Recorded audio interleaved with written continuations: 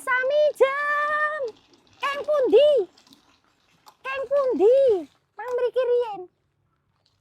Elah. Mang mriki riyen. Titipane jenengan. Oh.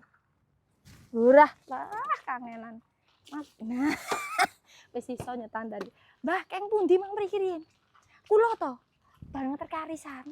Ha nggih. Ngagem jepol. Bu mampir riyen. Kula ndek kripik gedang. Oh, mengke mawon. Aku yo ora diterke karo putrane jenengan. Oh. Oh, lah nggih.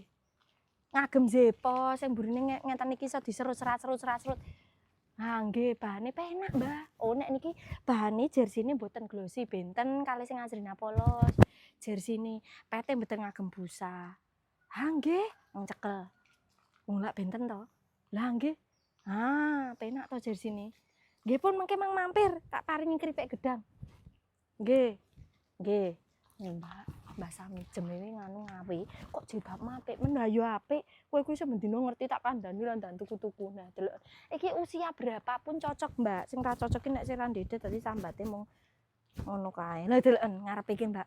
3 layer. Tapi unik ya, kayak dingenekke dibelah-belah ngono kaya wong iki goleki sensasi sing berbeda. Ditutup ngene iki. Nah, to. Mburine jan apik tenan. Iki jenenge zepol, Mbak. Warnane apik to? Keren ya, apik ya bahane jersey bahane jersey tapi dudu sing glossy.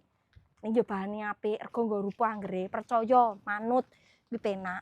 Nek gur murah, udu aku jabane.